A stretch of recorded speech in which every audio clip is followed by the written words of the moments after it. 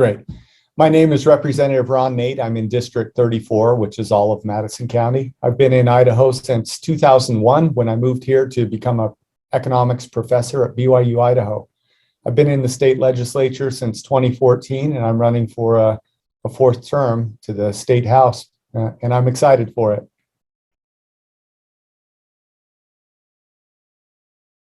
Well, I'm excited to run for office again because I think there's work to be done, especially in these really uncertain and kind of crazy economic times. The state is swimming in surplus tax dollars, but very reluctant to return it to the taxpayer. That's one thing I want to do through grocery tax repeal, pausing the tax on gasoline, and dramatically reducing property taxes. We also have work in education to do. We spend a lot of money on it. We have good teachers, but the results don't match up. And so we need to move from funding systems to funding students and sending the money to where they think the best education options are. Also, we are joined in the fight. I want to join in the fight with against the woke culture and the liberal agenda and the sexualization in the media for our kids and really all the grooming that's going on trying to influence our kids. And so we have work to do to protect kids from harmful materials, to prevent them from making lifelong decisions at very young ages when they're not capable of it. And finally, we have work to do on preserving our medical freedoms, that you shouldn't have to risk losing your livelihood and your job when you want to protect your health, and you should be your privacy in those decisions should be protected as well. So we have work to do in Idaho to keep it a conservative state and protect rights and to protect taxpayers' dollars. And so that's my focus, and that's why I run for office, and that's why I think I've been successful in office.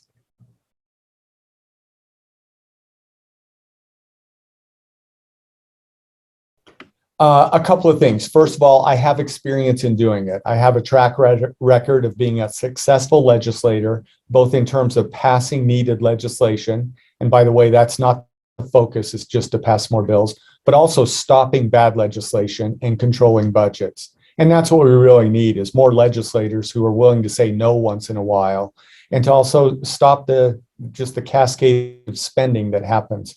I'm qualified. I have a PhD in economics. I've been teaching economics for 27 years. So that gives me education experience as well.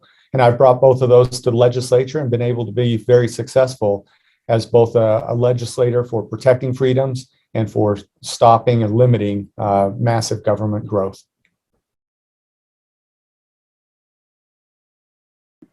Number one is the economy. I think, with the massive inflation we're seeing, the uncertain economic times, I think families are at risk of being crushed by inflation and an economy that's on the brink of recession. So we need to be prepared so that families can protect themselves. Also, freedom of choice. And freedom of choice, I mean that in an education sense, also in terms of what kind of materials our kids are exposed to, the leftist agenda. It ought to be by choice, not by force. And medical decision making. So those are my platforms, really, is that we need to focus on those key issues in Idaho. Spending up the surplus. We had what's now amounted to over a $2 billion surplus, and all the state could manage was a $400 million income tax cut. They spent up another $1.3 billion of it and socked away another $400 million of it. The state has a responsibility to return the excess to the taxpayer. The taxpayer is always the forgotten man in this scenario. We could have done a lot better with our budgeting to make sure that families have the resources instead of government.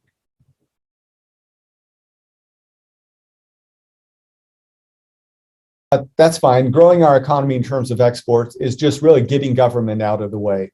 We shouldn't be taxing imports or taxing exports. We shouldn't have regulations that make it difficult to move goods in and out of the country. And so let's get government out of the way and let the free market work internationally as it does for the most part in the United States.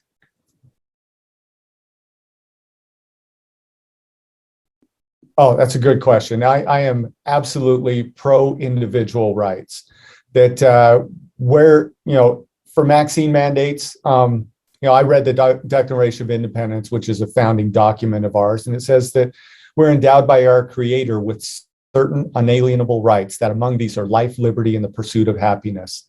And I look at that pursuit of happiness as being the ability to provide for your family and through gainful work. And that should not be at risk because of someone else's decision. And so the very next sentence in the Declaration of Independence really cements this for me as a government official, is that to secure these rights, governments were instituted among men. And so that's my job, is to say, you know what, if there's a vaccine out there and they want you to take it, they should not discriminate against you and put your job or your family at risk over it. That right should be protected, especially when there's uncertainty. Whenever there's risk, there should be choice. And so we shouldn't be mandating anyone to do anything permanently to their body when they're hesitant about it.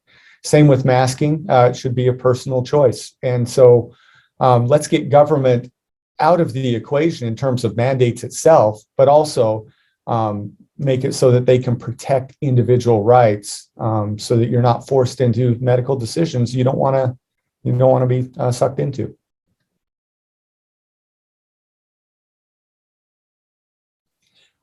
We spend a lot of money on education. Teachers enjoyed 11% increase in pay and also a $1,000 bonus. We increased education by over 32% in the 5 years prior. So we've been dedicating the resources to it.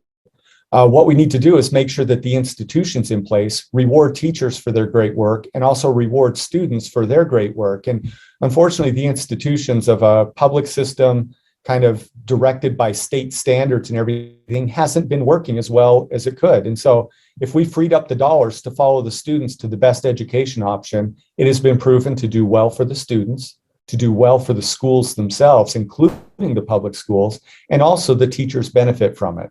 The evidence is absolutely clear that school choice benefits all those parties. But for some reason, unions and special interests get in the way of good policy. So I'm going to continue to work for school choice.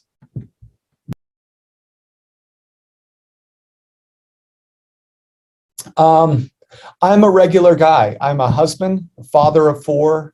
We have a dog. We have two cats that I'd rather not have. And I've worked for 21 years here teaching economics, and I've raised my kids in our public school system. I'm familiar with Idaho and its values, and I've worked to try and defend those values and protect our freedoms. And I know and understand the Constitution. I swore an oath to uphold it. I've kept that oath, and I've kept my promises to be a conservative. And my track record shows it. I have great conservative ratings. I have a 100% NRA rating and endorsement on gun protection, and I'm 100% pro-life. If you're looking for conservative legislators, I can lead the charge on that, and I have.